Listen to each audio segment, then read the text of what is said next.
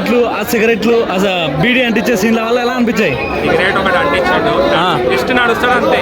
గంట 300 కోట్లు సినిమా కథం అయిపోయింది. అంటే వాకింగ్ స్టైల్ కే 300 కోట్ల కొడతాడన్నాడు. రీజనల్ మూవీ తోటి ఇప్పటిదాకా ఓడి కొట్టలేదు. ఓడలేడు. మూవీ తోటి సంక్రాంతి మొగుడు ఎవరు? మహేష్ అన్న సంక్రాంతి మొగుడు ఎంత మంది వచ్చినా వచ్చి కూడా వీకలేదు అన్నది. 300 కోట్లు కొడుతుంది.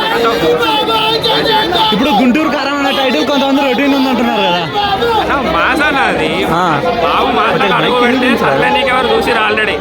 కాంపిటీషన్ వచ్చి కూడా 250 కోట్లు కొట్టింది కాంపిటీషన్. ఇప్పుడు చూడు మళ్ళీ వస్తుండు, మాసా దిగుతుండు, 300 కోట్లు కొడుతుండు. SSMB 8 గుంటూరు కారం ఎలా అనిపించింది బ్రో? చాలా బాగుంది, చాలా ఘాటు ఉంది. గుంటూరు కారం చాలా ఘాటు ఉంది. మ్యూజిక్ కూడా చాలా అంటే చాలా ఘాటు ఉంది. అంటే మ్యూజిక్ కానీ తర్వాత ఫైట్ సీన్స్ కానీ బీడీ అంటించే సీన్లు కానీ అవన్నీ ఎలా అనిపించాయి మీకు? మైండ్ బ్లోయింగ్, చాలా అంటే చాలా బాగుంది. గుంటూరు కారం టైటిల్ పర్ఫెక్ట్ మ్యాచ్ అవుతుంది మా బాబు. ఓకే, ఇప్పుడు చూసుకున్నట్లయితే మహేష్ బాబువి ఫస్ట్ టైం కదా ఇంత మాస్ లుక్ లో చూడడం, ఎలా అనిపిస్తుంది ఒక అభిమానిగా మీకు? బాగుంది బ్రో. ఈసారి మేము ఇన్ని రోజులు ఎక్స్పెక్ట్ చేసింది వేరుండే, ఇది వేరే ఉంది.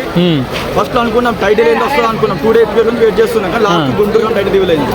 చాలా హ్యాపీ అనిపిస్తుంది. అంటే కొంతమంది గుంటూరు కారం అనేది అది క్యాజువల్ వర్డే కదా అనేసి అంటున్నారు, అట్లా ఏమైనా మీరు ఏమైనా డిసప్పాయింట్ అయినట్లుందా? లేదు బ్రో, డిసప్పాయింట్ ఏం లేదు.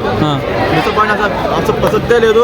తమన్ మ్యూజిక్ ఫస్ట్ వద్దు అనుకున్నాం తమన్ని, కానీ ఈసారి తమన్ బాగా మ్యూజిక్ ఇచ్చింది. ఓకే, అంటే తమన్ గారు మ్యూజిక్ డిసప్పాయింట్ పరిచేలాగా ఉందా? బాగుంది అసలు. బాగుంది బ్రో, డిసప్పాయింట్ పరిచే బాగుంది. ఓకే, మహేష్ బాబు గారికి ఆఫ్టర్ పోకిరి తర్వాత మరి మంచి సాలిడ్ హిట్ అనుకోవచ్చా? Mass hit. మాస్ అంటే మాకు ఊరా మాస్ హిట్. ఊరా మాస్ ఎంత కలెక్ట్ చేస్తుంది అనుకుంటున్నారు? 250 crores. 250 crores